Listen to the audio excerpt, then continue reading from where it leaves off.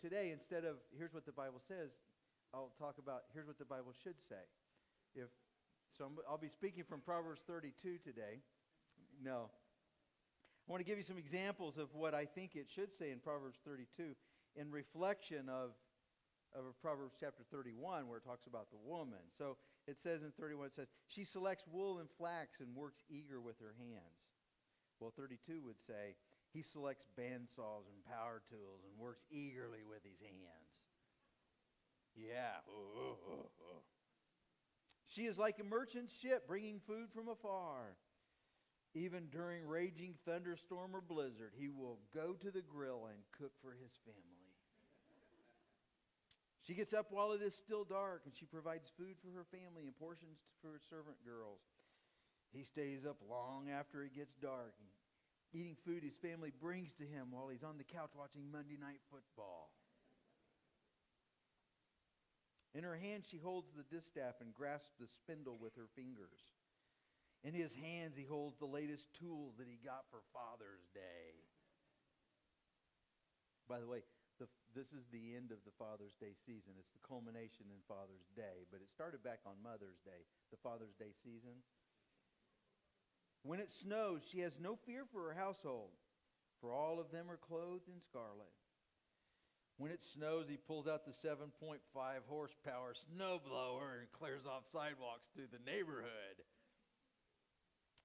She makes coverings for her bed and she is clothed with fine linens and purple. He builds a shed to hold all his tools. He's clothed only with the finest Purdue sweatshirts. All right, I'll mercifully go to the last one here. Give her the reward she has earned, and let her works bring her praise in the city gates. Give him the reward he has earned, and let his works bring him praise at the scrapbooking convention. Father's Day. It's a great day.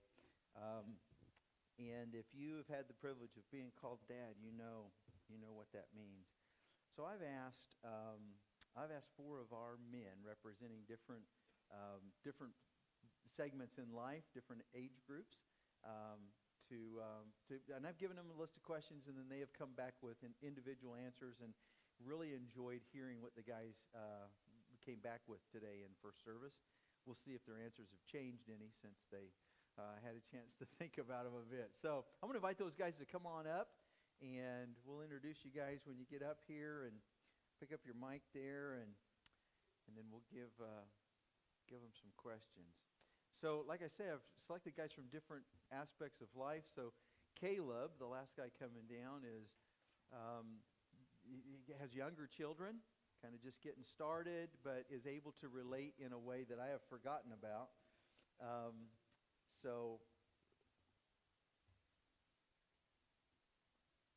And he's got younger children. Rich, next, has elementary age kids and preteen and getting right into that age group. Todd just had a daughter graduate high school this year and has another one. And now you point at your sister. Yeah, there you go. She's still got a couple years left in high school, but in that high school age group. And Gary is the more mature of those on the stools. Just older. He's willing to let me call him old. And Gary's kids are grown, and he has grandchildren. And in fact, grandkids that have graduated college. A grandson graduate high school this year, and going off to college soon. So representing different spans of life ought to be able to effectively relate to all of us. So I've given a list of questions, and each of them come back with different answers. And it was fun to see how you guys filtered your life and your worldview through those questions and came back with different things. So it's good. All right, so question number 1.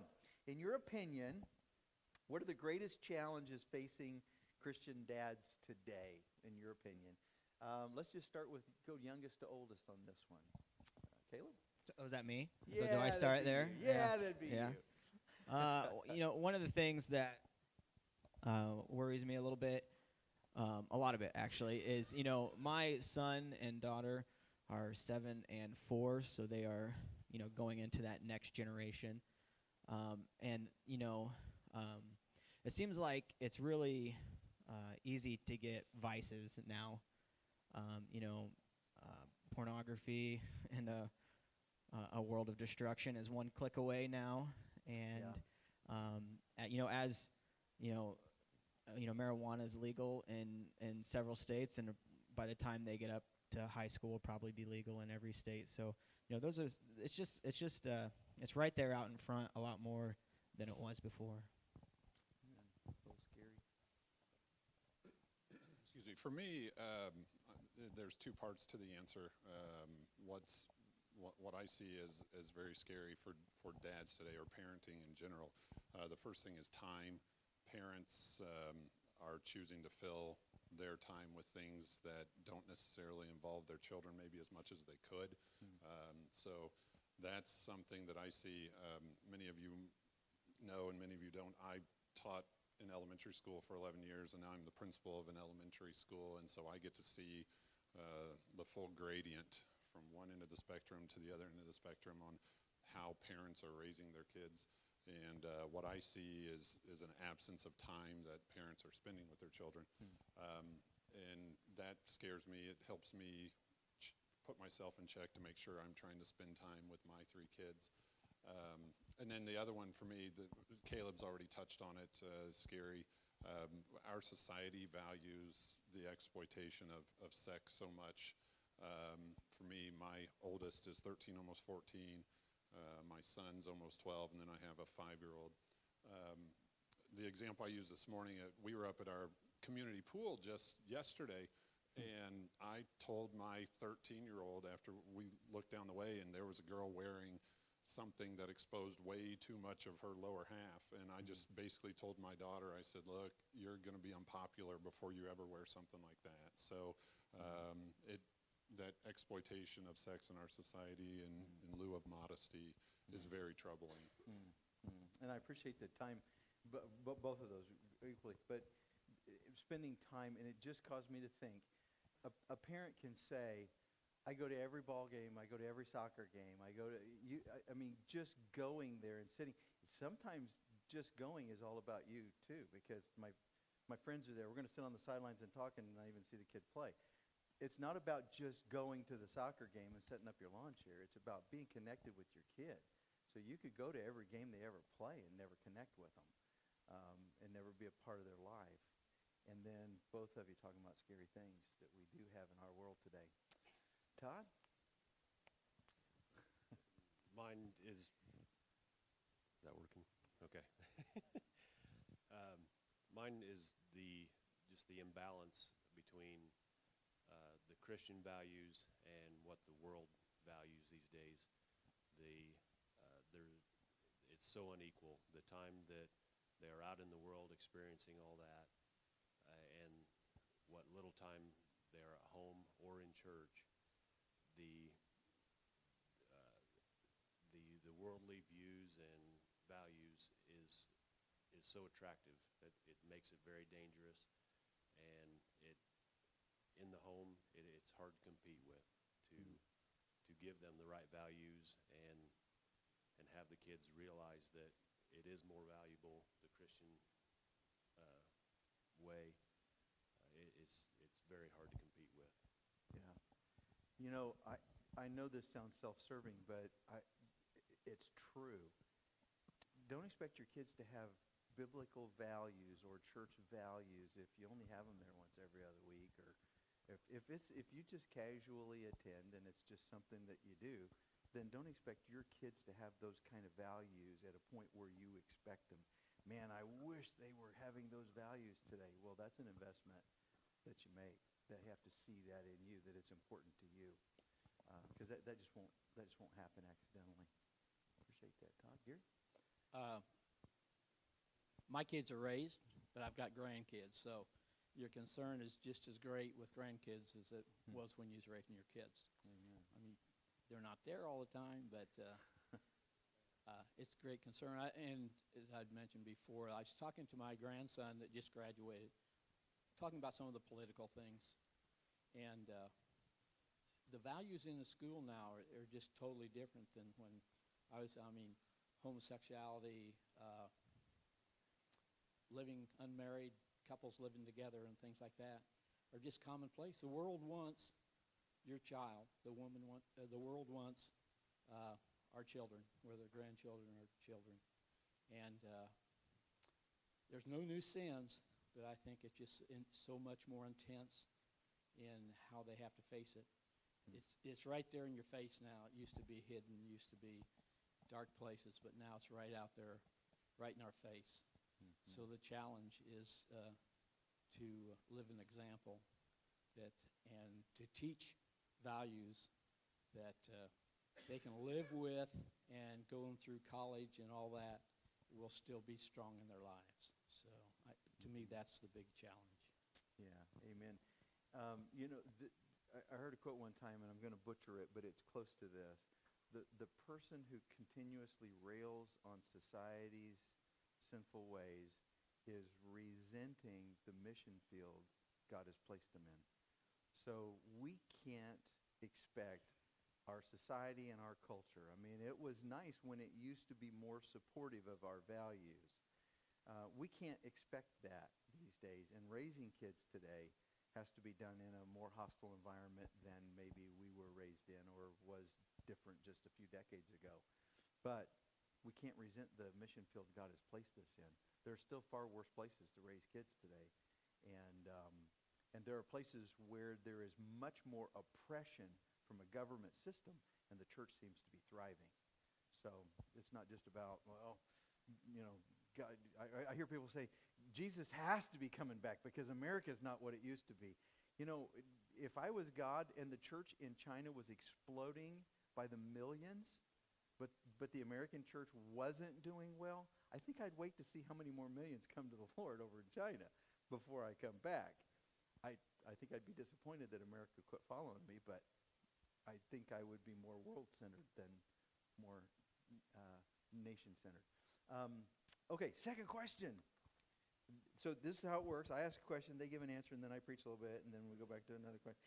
Sorry about that. Number 2, what part of being a dad is the most rewarding to you? What do you enjoy most about being a dad? What's the parts that you've liked more? Let's go backwards this time. As you notice, I wrote my answers down because I forget a lot of stuff. So at that age. So to me, one great thing is when I see my children teaching their children what I taught them. And it's just real rewarding to see that take place and follow values that I gave them. Mm-hmm.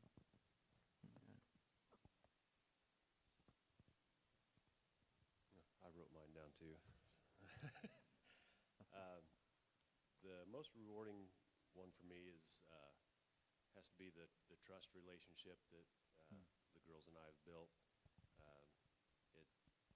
It seems to happen by accident. I don't remember setting out to have this much trust, but the girls, they ask for advice in their relationship issues, how to deal with life, with girl issues, which is scary for a dad. But they know at the end of the day, no matter what's going on, they can come to Dad, and I'm either going to help fix it or give them advice on how to deal with it. Amen. That doesn't happen overnight. Yeah. For me, the most rewarding thing about being a father is the fun with kids. We do goof around a lot. We do laugh a lot. An example that comes to mind just happened yesterday again. We were up at the pool again, and Riley and Emmy are sitting. Emmy's the 5-year-old, Riley's the 13-year-old. Riley and Emmy are sitting there, they have to give clues about what animal they're describing, and then the other one has to guess what the animal is, and I can see my daughter down there kind of sinking and trying to hide right now. So Emmy goes and says something like, oh, it's an animal that eats seeds, it's an animal that kind of hops and then can fly, and of course it's a bird, right? And then Riley, we're sitting there, Riley says something as to the effect of, my animal is sitting eating a sandwich right now next to Mom, kind of looks like a hippo. and I'm kind of half paying attention, and then all of a sudden I just look, and I'm like, "Are you kidding me?" And it is true. I'm like 50 pounds heavier than when she first knew me, my daughter. So I get it, Riley. But it was, I mean, it just, working in the field where I work, management of children is enormous. And when I started having kids, managing kids is kind of where my mindset was. And my wife taught me how we need to enjoy our children. And for me, that's it. We do have, I said first service, we do have something that I learned here in this church that we implement, and it's rules without relationship builds rebellion. So yes, we have rules, but yes, there's a huge relational component in our house, and we're fortunate enough that so far, with the exception of Emmy, there's very little rebellion. And but yeah, for me, the most enjoyable part of being a dad is the fun that you can have with your kids. Yeah. And Emmy's got, we got some time to see Emmy. Yeah. Yeah, I'm just little bit of spirit in that one. I'm just gonna lean on the fence and watch that parade go by, buddy. She's gonna run a small country or something one of these days, but yeah, that's fun. Caleb. Well, I'm just glad to know that there are rewards later on, because right now they are slim pickings. I would say the greatest reward right now is probably the unconditional love. And, I have like I said, 7 and a 4-year-old. And with friends and spouses and stuff, it's a love that grows over time. But with, your children, it just, from day one, the day they're born, they love you unconditionally. Like, I fail as a father. I fail as a Christian. I fail as a friend. I have my bad days. But, to them, if you were to ask them, I was the greatest dad in the world. And it's just unconditional love. Yeah. So that'll change, too. Yeah, eventually they will hate me. Yeah. I mean, that's just bound to happen, I guess. But right now, that's my reward. Don't take that away from me, Pastor Mike. Amen. That's about all you got right there. Yeah, right? exactly. Please don't take that from me. That's all I got. Yeah, there'll be dark valleys of severe hatred, but that's all part of it. No, that's good. And isn't it cool that kids are so resilient that even when you do mess up or you punish them, that almost immediately there is a relationship that's back again. I mean, it's not until they grow older and mature and learn how to show resentment and show display, no, I'm going to continue to not have a relationship with you because I'm still mad at you. But but when they're young, man, it's just, they're back in your lap. They don't, a 3-year-old doesn't come up to you and it's like 2 days later, I'm not ready to get back in your lap yet because of what we did remember 2 days ago? It's just over. And man, some great lessons in there for us as well. Hey, number 3, what are some character values that you want to most pass on to your children? What would that look like? Let's just go back the other way. Start with Caleb. Ours right now, we're working on responding with love and truth. That's one of the biggest things we're working on in our household, because it's really easy with 2 kids to he stole that from me, he did this, I did, she did this, and so it becomes a whirlwind. So we're starting to do those building blocks of responding in love and kindness. And now, is that something Andrea's trying to get to? She's working on Yeah. I'm all 3 of them, and she's not here, so you can say whatever you want to. All See, right. you looked in the audience again to see if she know, was here, right? Yeah. Yeah. That was a swing and a miss. She's not even in here, Right. so can't even. What else do you want to know about my wife, real quick? Yeah.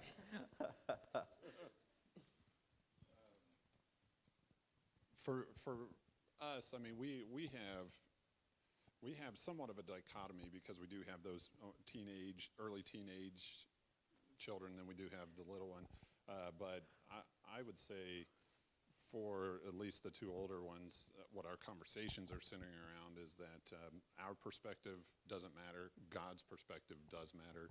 If we use that as our filter on situations, then that helps address anything that is a character issue, whether positive or negative. Hot button issues for my children that they'll bring home from school. We just try to talk through, well, here's kind of God's perspective on this, and help them try to process it through that filter. Mm-hmm. And those conversations can be intimidating, especially when you feel like I don't know the Bible as well as I should, and I don't have a verse or a reference where I can. But just saying, let's talk about what would God say about that. I mean, just having those conversations and being willing to go there. Well, and I guess to add to that, I guess I shared this first service, the age of social media that's upon us in the last 10 years, really. I mean, think back, Facebook is only about 10 years old. Twitter is only 5 years old. Everyone has more access to a voice, I guess, so there's so many people with opinions, and they're putting them out there, and it's so easy for our our digital natives. Our children are digital natives, whereas me, I'm almost 40. I'm not a digital native. I've assimilated in, but children have so much at their fingertips, so many different perspectives at their fingertips that they can be led astray very, very easily. And if you are dedicated to your child learning or your children learning biblical values, you have to be the parent who says, this is what God says. I know this is what your friend says, and I know your friend has posted this article on Instagram, Instaface, Facegram, whatever all those things are that are out there. But here's this book that's 3,500 years old that was inspired by God, and this is what our family values, so let's consider God's perspective on this. Yeah, amen. It's interesting. I had that conversation with someone else yesterday about, okay, let's set opinion aside here. Let's go. What's God say about, what is his opinion? Because that's where we're going to be in the middle of blessing. I mean, we can have our own opinion, and he's not going to put us in a headlock, but we get the results of our own opinion too. And when we live by God's opinion, then God is going to be all in that. And man, when it comes to raising kids, I want God all up in that. I want him helping, reiterating stuff that I'm trying to get through to the kids, or I did anyhow. Back when I was scared. Todd. Mine are very basic, simple. Is be honest, take responsibility for yourself, and even when nobody's looking, just do the right thing. I think a lot of life's what ifs and whatever, I guess with teenage girls it would be called drama, that all fades away if you just take care of those three. Your life will be so much easier if you just take care of those three simple things. Amen. And if we have that in mind while those kids are growing up, that it's not our job to give them answers, but to prepare them for answers, to prepare them so that they can make decisions, that they can make choices, that they have a foundation to be able to build off of. And I think that breeds that responsibility you're talking about, and I see that in your lives. Gary.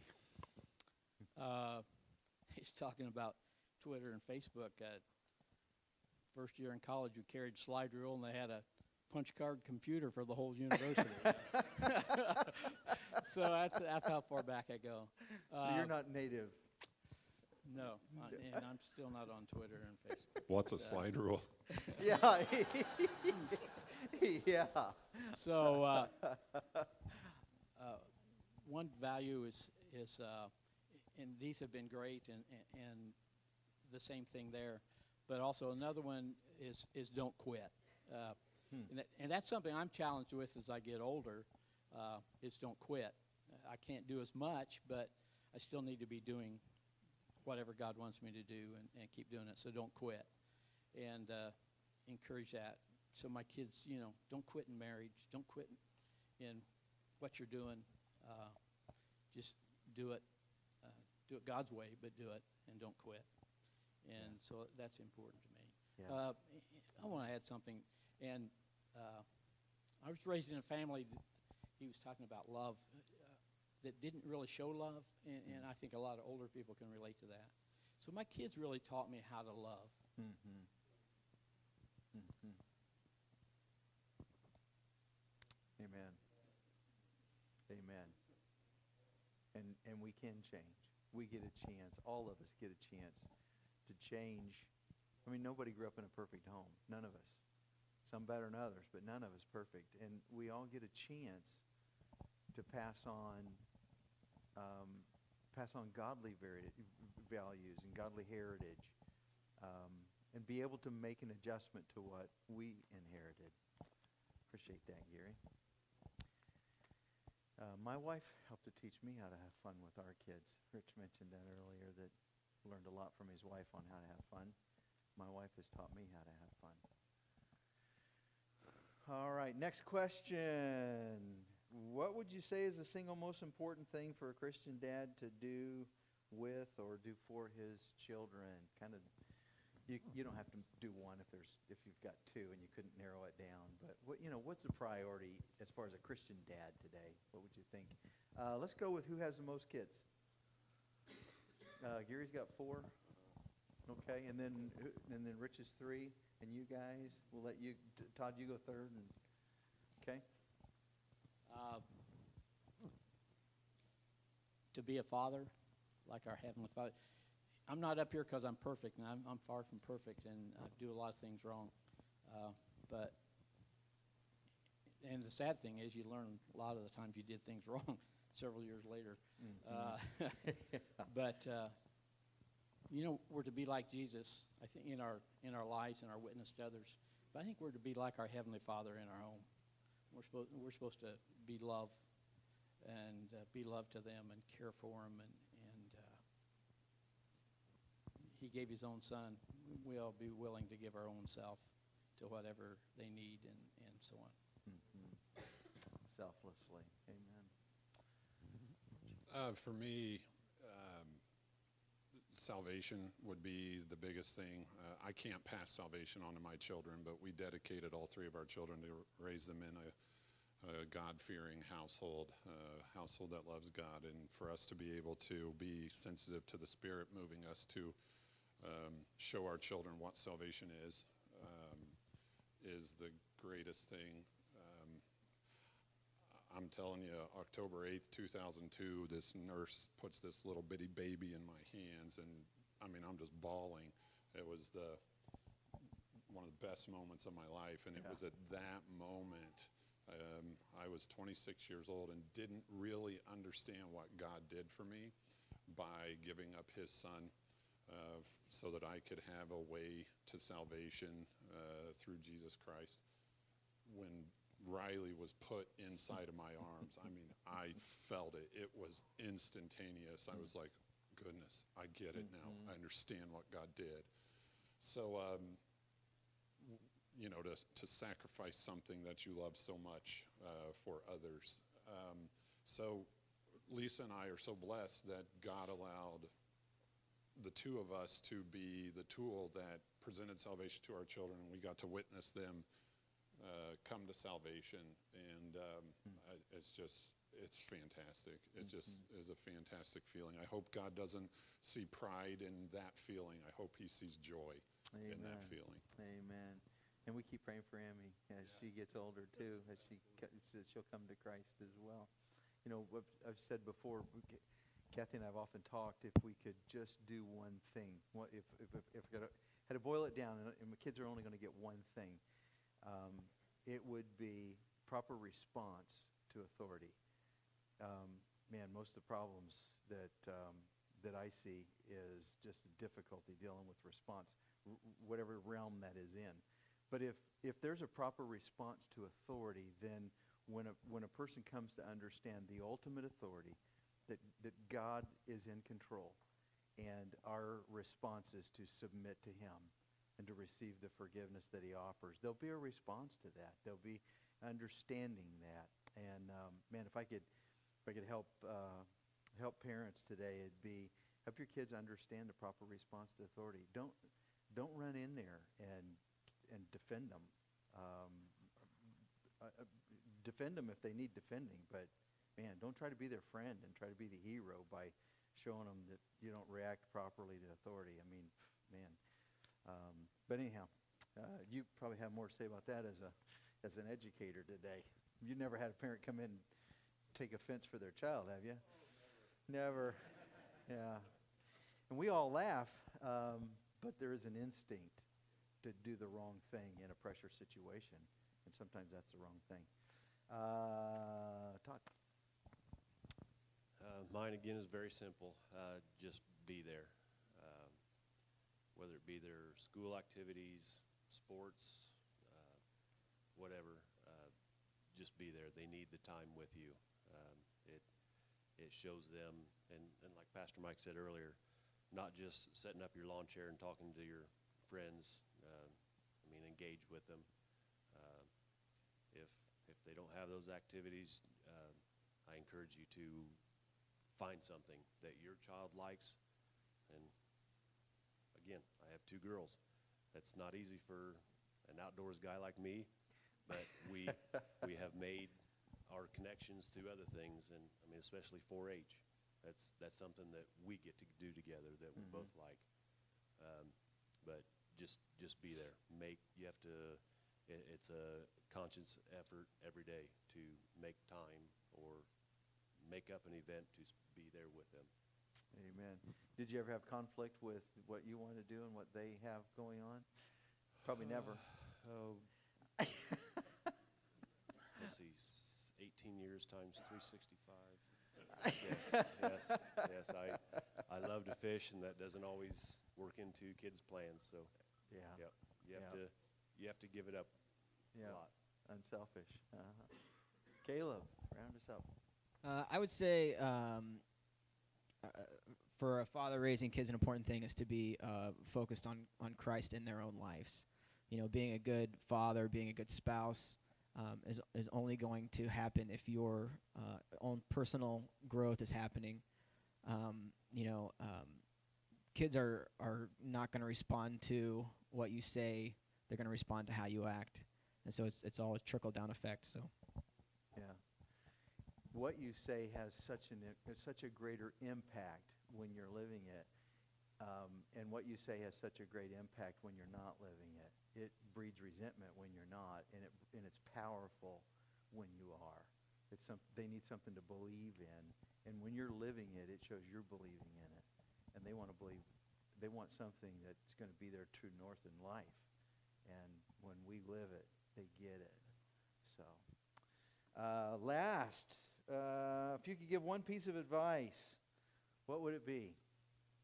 Let's go the opposite direction. Caleb, then Todd, Rich, and then Gary. So I listened to a series not too long ago on family discipleship, and the idea was, not to add things into your family to further the discipleship, because that's just going to lead to failure. We already have jam-packed days, and just adding more things, eventually you're just going to have to drop those. So what the message was to redirect what you're already doing to disciple your kids. And the example he gave was, he was out camping with his kids, and he looked up at the stars, and he thought to himself, man, God is great. God is awesome. Look at these stars. It's amazing. And instead of keeping that to himself, he took the opportunity and said, kids, don't you think God is awesome? Look at these stars. It's absolutely amazing. And so that's what I've been trying to implement in my own life is redirecting what I'm already doing and thinking and sharing it with my kids. And an example of that was last week, I'm sitting doing dishes, and Dawson's at the table, and I recently switched jobs, and so, I'm trusting in God a lot more, and God's helping me out a lot more. And so I'm thinking that to myself, like, God is awesome. God has brought so many opportunities the past 2 weeks that's just absolutely amazing. And then, like, my son's over there coloring on the table, and so I thought, this is a perfect opportunity. Hey, Dawson, don't you think this is awesome what God's doing for us right now? And so it wasn't adding anything to my day. It wasn't adding any more jobs, any more chores, any more tasks. It was simply just redirecting what I was already doing. Yeah, just organic, just God a part of our lives, not God as a piece that we just kind of add and then set. Okay, we did the God thing, then we set him back on the shelf and move on. Todd?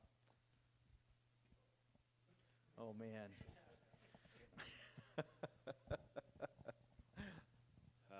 Mine is just kind of a summary of some of the things I already said, is just do the right thing. There's that still small voice that it will tell you what you need to be doing. If you plan to go fishing, they have a soccer game,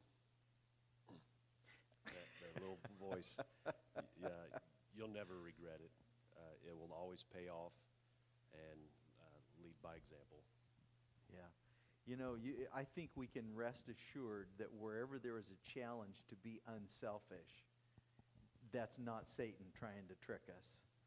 That's, you know, we can never, and I appreciate what you just said, we never go wrong. We'll never go wrong when we choose selfless living. Even if they don't get it at the time, they will someday. And doing that, yep. Rich? For me, to pass on, you know, I think any of the four of us up here would tell you, wow, I mean, our faults are massive, okay? I used to have a kid in my classroom track my mistakes that I would make throughout the year. The kid kept a tally chart, okay? Literally did. Now, that wasn't my idea. I caught the kid doing it one time. Little bitty Megan, who I thought was sweet as pie, and all of a sudden she's got this tally chart with 700 mistakes on it. I'm like, Megan, what are you doing? But no, I mean, any of us would tell you that we have so many faults. So if we share anything that you want to take with you today, I wouldn't be asking or telling myself, well, I can't do that. Instead, I would encourage you to say, well, how might I do that? If you can process it that way, that would be good. And I guess to get to the point of answering the question, what I would pass along is make sure your children have a voice. I'm 15 years as a public educator, 4 as a building principal. And trust me, folks, your kids are going to get their voice out in one way or another. It could be, if they're angry, it could be screaming. It could be slamming a door. It could be giving you the cold shoulder for 3 days. God set the example for us. He built us for a relationship, and he wants us to talk to him. Our Heavenly Father wants us to talk to him. He wants to hear our voice. So for me, give your children voice in an appropriate way. I have my understanding of a situation. My children have their understanding of a situation. We sit and talk. That's what we do. We sit and we talk about the situation. That saves them from going upstairs and slamming their door, or going upstairs and just isolating themselves from you, because they actually get an opportunity to, say what's on their mind. So that'd be the piece of advice I would give. I see too many situations where parents are, instead of being authoritative, respectful, they're being authoritarian. And trust me, folks, we're the adults. We're the ones who should be in charge. I understand that. I live by that. But if you can give your child voice, you're going to build that relationship with the child even more. I was thinking, as you shared that this morning, authoritarian leadership, there are reasons for that. One would be just, I'm afraid I won't get to be in charge. I'm afraid I won't get my way. So I'm just going to demand and bark and make everybody be what I think I want, so that my life is easier. Another would be just, I don't know how to communicate with my kid.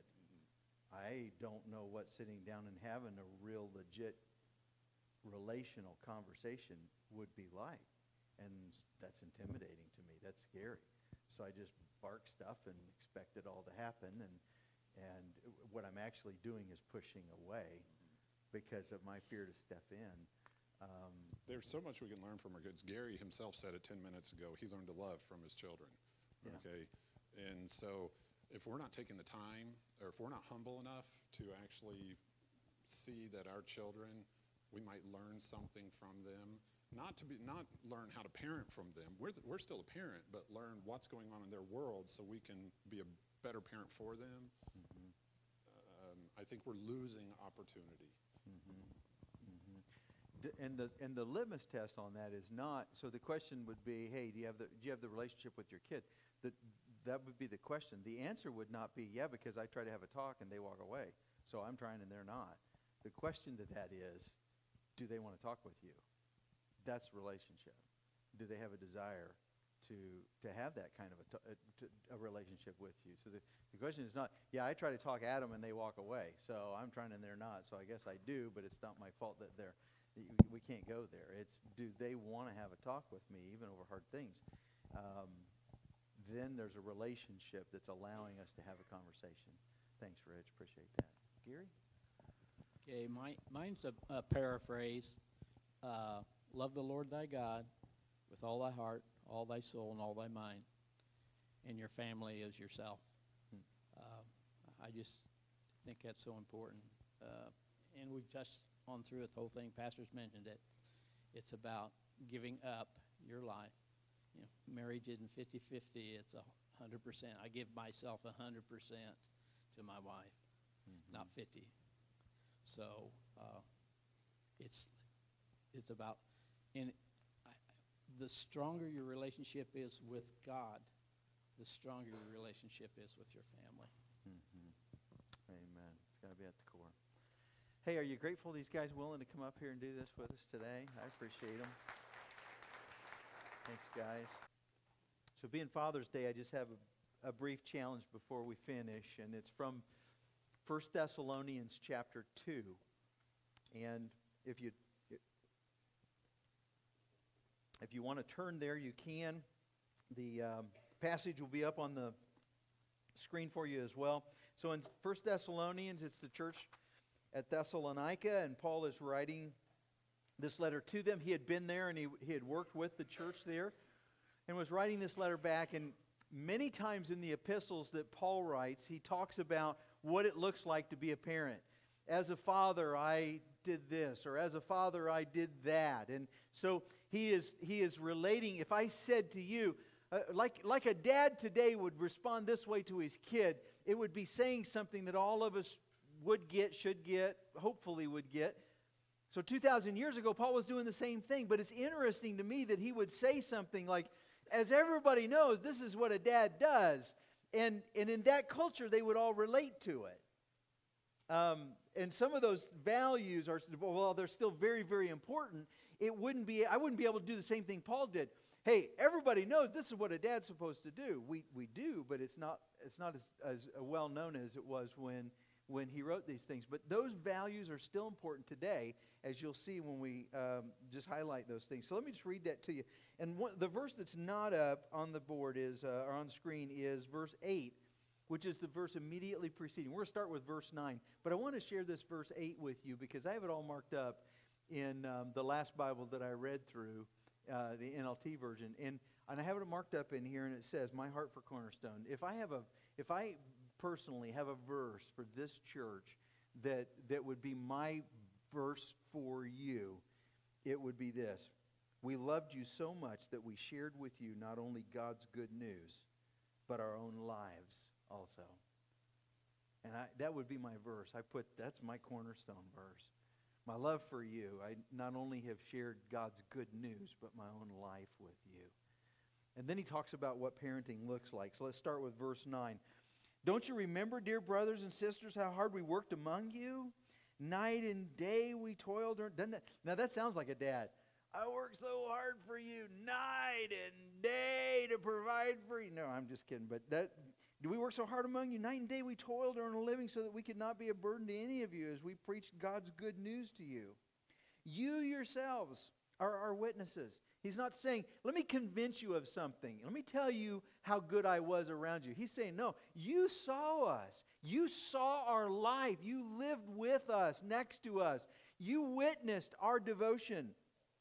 And so he says, you yourselves are our witnesses. And so is God. God is our witness as well, that we were devout and honest and faultless toward all of you believers. Wouldn't it be an amazing place if all of our dads were able to say to their kids, you know, and God is my witness, that I was devout and honest and faultless toward you. And then he says in verse 11, and you know that we treated each of you as a father treats his own children. We treated you like a dad is supposed to treat his children. Well, what does that look like? Well, let me tell you what that looks like. It looks like this. We pleaded with you. We encouraged you, and we urged you to live your lives in a way that God would consider worthy. For he called you to share in his kingdom glory. There is something bigger than all of us that God has designed for our lives. And those infants that God puts in your home and in your arms Riley, when she's laid into your arms, there is this incredible weight of responsibility because we recognize that this is God's design. This is God doing something. And this little baby has a destiny, and I'm a part of that. And without God's help, I'm going to mess it up. And we feel the weight of that, the instinct knowledge of that stewardship. Let me just mention a couple things before we go. The first thing he talks about is there is a selflessness. Verse 9, he said, we worked hard. We didn't want to be a burden to you. And you can't be selfish and be a good parent. You just can't. You can be selfish and be a parent, but you can't be selfish and be a good parent. Denny was last night. They got up and took Lincoln back. She's taking Alicia's taking him back to get his bath, and so Denny is sitting there, and Lincoln is like, he's going back to, and they're walking down the hall, and she says, "Enjoy your free evening," and I'm like, "What?" I'm looking at him. We were sitting there talking, wrestling with Lincoln, and we're sitting there talking. He says, "Yeah, this is early Father's Day gift for me. This is part of my Father's Day package gift. That tonight I have no responsibilities. I don't have to do bath time. I don't have to do pre-bedtime. I get to just," he said, "Yeah, we talked about it." And Lisa's like, well, there's a lot of days where you don't have that nightly duties. And he said, "Yeah, but I'm not here. I'm somewhere else." And so it's not the same when, I want to be here and feel that I don't have to do anything. I get this. So he was like a little kid. He got up and went over to the cabinet and looked for food and got a bowl of cereal, and he was just like enjoying the fact that he didn't have to do bath time, and he didn't have to do bedtime, and he didn't have to do all that whole half an hour ordeal thing going on. He's like, "I'm free tonight, man. This is my Father's Day gift, And I thought, that's it. You can be selfish and be a parent, but you can't be selfish and be a good parent. Selflessness. Paul said, look, our desire was for you to have the best. He talks about integrity in verse 10. He said, we lived among you. You know it. You're the witness that we lived among you and lived that way. Great story. When the Statue of Liberty was designed and made, if you Google it, you can find pictures of the Statue of Liberty where it was being designed over in France. And it just towers over all the buildings around it. And it was huge. I mean, it's big today, but imagine back then when there weren't skyscrapers and 2-3 stories was about all that you could engineer buildings to be. But on the very top, the detail. This was in 1880s. There were no planes. Nobody's going to climb up there. Nobody's going to see the part that doesn't get seen. And yet, the guy who did the structure put great detail on the parts that nobody would ever see. Integrity is when all the parts equal the whole.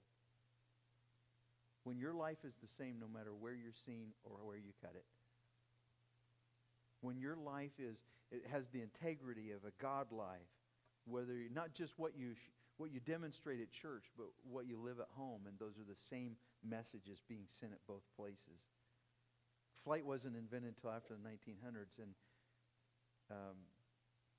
and the detail was put into a place that nobody would likely ever see because of integrity.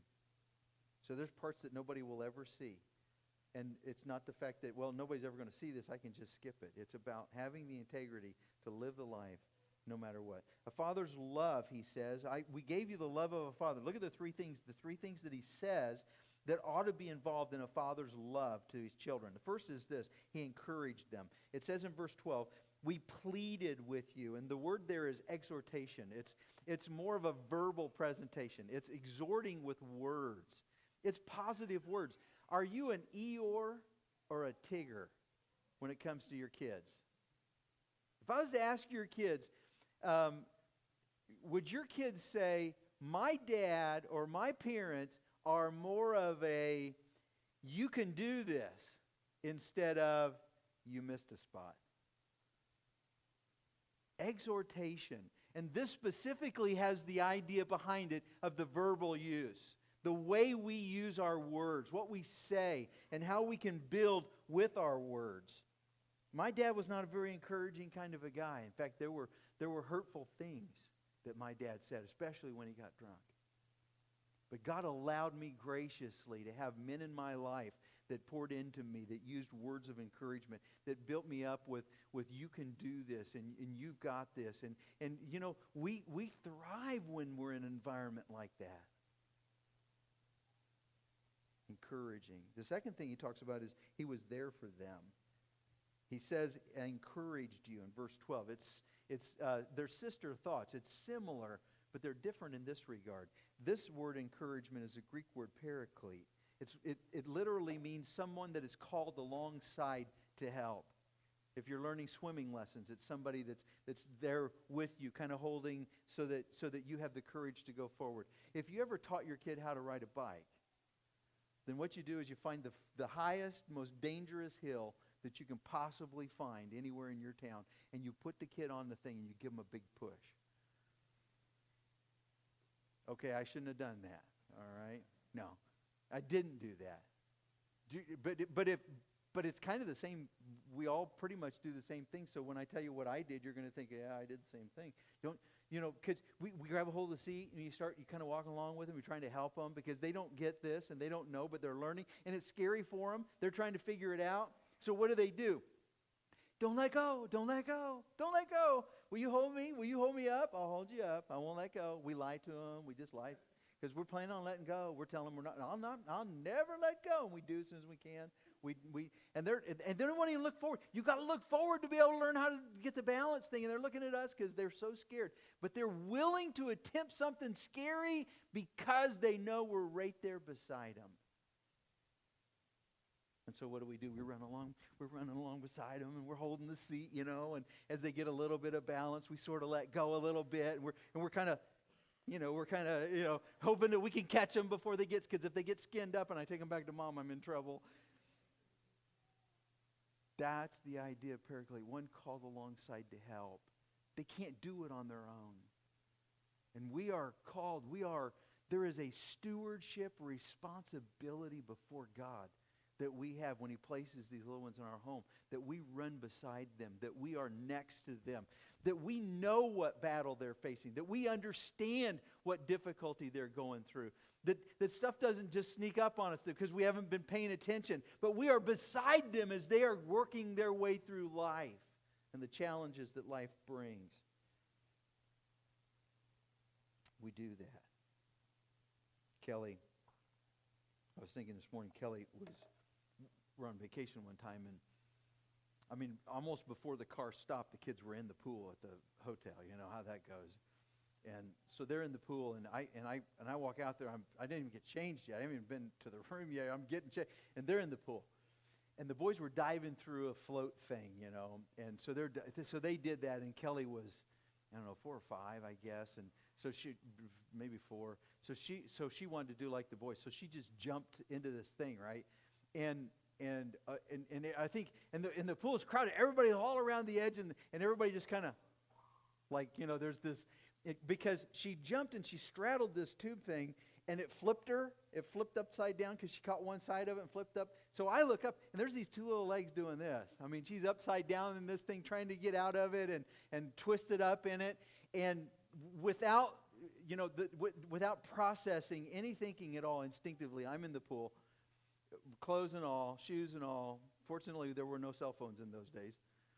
But my wallet got wet. I'm in the pool, and I pick her up just in time. I pick her up, and she goes, and then just grins.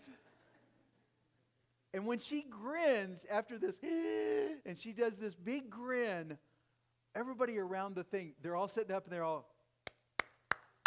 all sit back. It's like every parent there felt I get it, I know, and so I get back to the chair, and she's like, nice save, So, but sometimes it's not always that way. I remember when Denny was working on a backflip off of a diving board. We were at a family camp, and really nobody else was at the pool. We were up there that afternoon, and so he works on this backflip. So he jumps up, and he could have been a gymnast, I think, but he jumps up. He does a backflip all the way around, flips all the way over, right on top of the board. He didn't jump out, and as he flipped over, he came around, and his head hit the board. So he's like, bam, and then it flips him back, and he's laying in the water out there. And his mom is like, get in there, get him, get in there. And I'm like, just wait, he's coming up, wait. Give him a chance. He was floating, but I knew he was going to come around. I did eventually go in, but it's different, you know. It's just different. Give him a chance. He's going to correct you. He'll get it. He can swim to the side. He's got this. And he did. So anyhow, but being there, you know, sometimes that's a little different with boys and girls, but I don't want to admit that. Being there. That's our responsibility as a steward. Then the last thing he talks about is this. But hey, by the way, let me mention this. If you invest like that, it'll come back. It'll return. So this week, many of you saw the news report. And we knew that would be coming. I mean, this happened back in January. I think most of us had just kind of, we've moved on. And you saw the news report with the Chris situation. And we knew that eventually there'd be a call and figured it would probably catch us off guard on some day we're not expecting it. And it happened exactly like we thought back in January. And it did. Caught us off guard. I had to go home, change shirts. It was Friday. I didn't have any appointments. But before the interview happened, I had heard from all three of my kids. And I can't tell you how good it felt for them to want to come alongside me. For them to say, Dad, I'm praying for you. Can I do anything? Is there anything I can help with? For my adult children to come back. I can't tell you what that means. So your investment, it'll come back. Don't feel like you're spending it and it's just gone, because it'll come back. And then the last thing he says is, we challenged them. We urged you to live your lives in a way that God would consider worthy. He charged them. And we have that obligation. Look, not only do we want to help our kids understand that, we have an obligation as adults, as parents, to live our lives for a purpose greater than ourselves. I want to charge you to live a life worthy of God, because He has called you to be a part of something bigger than yourself. And the quickest way I know to mess up kids is to live for yourself, is to believe that your life is about you. But live in our homes in a way that challenges our children to understand that their purpose for existence is about God, and it's about something bigger than how much power you can accumulate or how many people you get to boss around. It's about a divine purpose in our lives, and we help them to live that way.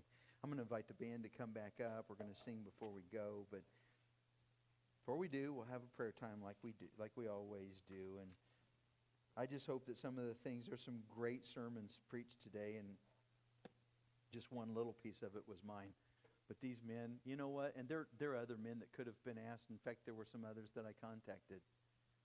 And these guys weren't up here today because they're perfect and they have perfect homes. They're up here because they're flawed, but they've got some things going on that's working. And I was glad they were able to share. And there could have been a lot of guys in our congregation. I thank God we've got some great men in our congregation, leading their homes, leading their families, godly. Not letting mama do it. You step up and you be the guy. And you lead your family spiritually. And I thank God we've got a lot of those kind of guys in our church.